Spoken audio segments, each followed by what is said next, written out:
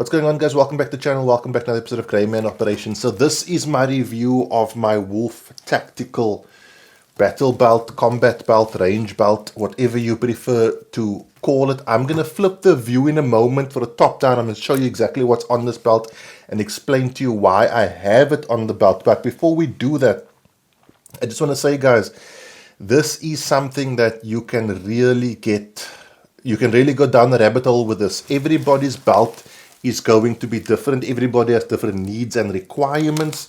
So everyone is right and no one is wrong. The only two major things for me when it comes to this belt that I think is universal is one, it should be comfortable enough that I can carry it for extended periods, and it should also not restrict mobility to a degree where I can't function. If I want the ability to be able to move around, bend down, lean around corners, that sort of thing.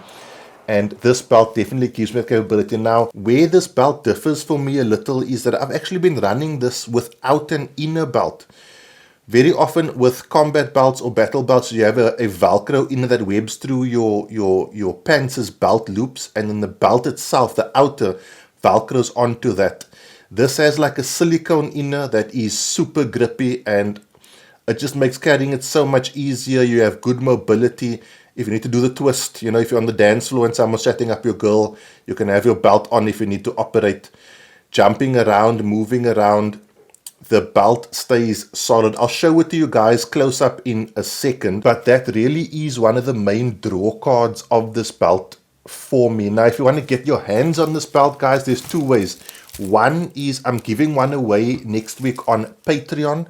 I give away more gear like this on Patreon than anyone else I've seen anywhere. If you want to join on Patreon, it's the first link in the video description below. If you're watching on YouTube, if you're watching on Facebook or Instagram, it's the first comment. The other way is you can go through Concealment Training. They are the guys who bring this belt in. I'll leave their website and the link to it down below.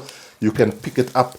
It's a really, really nice belt. I've been running it for a while. I'm also going to show you in this video how to switch out holsters. As you can see, I've got a Southwest holster sidewinder on the belt now, but I also have one of the Shinobi Kydex outside the waistband holsters for my Canic with a Streamlight TLR7A. I am going to switch that sucker out.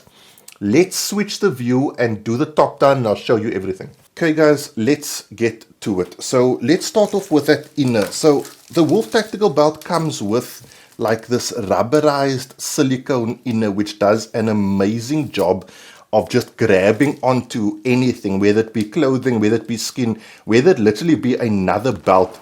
It grabs on, it grips, and it doesn't move at all, at least in my experience. So you can peel this off, right? That is peel offable for when you want to put different items on your belt, different gear items, and you will need to do that. So for example, if you want to get your mag carriers on, you can either thread it like this, which I've done because I test gear, so I'm often switching these things out, but it does also have laser cut molly on the inside, so you can molly web everything to the outside of the belt.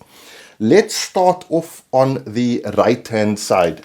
So front right will be a Fieldcraft Survival tourniquet holder with a Global Phalanx TactiQ tourniquet. The Global Phalanx TactiQ tourniquet was designed by South African medic Gary Griffin. This thing has been tested in Ukraine. There's videos of people using them, real deal stuff. It's on my website, so go and check it out if you want to get your hands on one of these.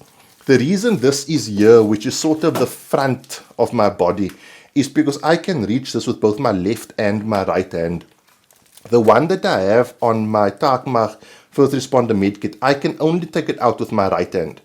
So my thought process here is, if for whatever reason one of my hands is taken out of the game and I need to one of my arms, shall I say, and I need to tourniquet that limb, I'm able to reach this tourniquet with both hands because it sits in front of me. Next is my holster. Now, this is a sort of a big talking point. I would first and foremostly, guys, everything is safe, recommend that if you are going to run a outside the waistband setup like this, it's worth getting a weapon mounted light. This isn't going to be in your pants, so it's going to give you that extra capability with very, very little sacrifice in comfort. Now, I'm running the Southwest holsters Sidewinder. The cool thing about this holster is it's got this retention system. As you go for the firearm, press that button and that hood opens up and you're good to go. Now, what's super cool, and I highly, highly recommend this, is this Blade Tech drop leg system. So as you can see here, it's quite a intricate little system, but if I open this little tab up like that, and I grab this piece here and pull up and away, you'll see that just slides off. Man, that is a big deal, because let me tell you, if you have a normal belt, unwebbing this, like for example, this is a Southwest Holsters Mamba holster and a Safariland UBL. So if I want to remove this to replace it for something like this, which is also empty and safe, it's quite a schlep. I've got to basically take all of these screws off, take this whole thing off, put this whole thing on. Whereas with the Blade Tech system, I now just take this, which has this receiver, and slot it in, lock it down, and we're good to go. So I really quite like this setup. And if you are going to spend money, I would recommend going for something like this over maybe something like this. I know Safariland does have a similar setup, but it's, from what I'm told, hellishly expensive. Okay, so in keeping with my dominant side is my weapon hand side. I have the good old Colonel Blade. So those of you who know, the OGs in the world will know this is one of the most awesome defensive blades, most perfectly designed defensive blades, because guess what? You hold it in a pistol grip and you are good to go. So I've got that webbed to my right hand side. I like to keep dominant side as my weapon hand side, non-dominant side as my non-weapon hand side. That just makes it easier for me to remember where my stuff is. But like I said, guys, you can go super deep down the rabbit hole with this. You kit your gear out how you want to kit it out. This is the Takmark First Responder med pouch. What happens here is this pulls out, and I can get to it with either hand, my left hand or my right hand. And inside here's all medical gear. And then I've got another Global Phalanx TAC TQ tourniquet on top here that only comes out on my right hand side. So this is my full on medical kit. I have done a full review of this. Next, this little pouch. How cool is this? This is also Takmark, and this is a dump pouch. When you're carrying a belt like this, it's often very difficult to get access to your pockets. So having a dump pouch is super cool, because it means you can basically put your cell phone, a pen, whatever, your masking tape inside here, and that closes up like that, and you've got a way to carry your gear. And then this is very cool. A lot of people ask me about this. This is a Nightcore P20iX, and it's inside one of these Nightcore carriers. Man, I don't know. Like, you're going to have to just Google Nightcore. I like the P20iX because of the ring, because of the power. It's a very, very powerful light. But also, they've perfected the immediate strobe, so it doesn't interfere with your momentary on type deal. Nightcore, I like them. They do good stuff, actually. They're one of my favorite Chinese brands. Then here we have Takmark mag carriers. What I like about these, it'll run a Canik mag, and it'll run a Glock mag, and you'll be good to go.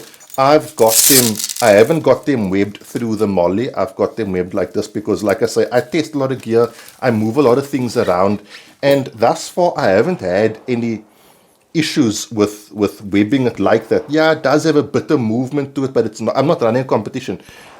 I can still attain my gear quite easily. Now guys, I can also tell you that you can wear this belt straight up over your Core Essentials normal EDC belt. I like this setup because it's quick, it's easy. As civilians, You know, we don't often, it's not a case of us putting on our gear in the morning and wearing that gear all day. You know, you can chuck this in the boot of your car, and if you need to, if you want to be to respond to an active shooter situation, you have the capacity to do so. I'm really beginning to believe that for this world to become a safer place, civilians are going to have to do things like that. Gone are the days where it's every person for themselves. You know, we've got to.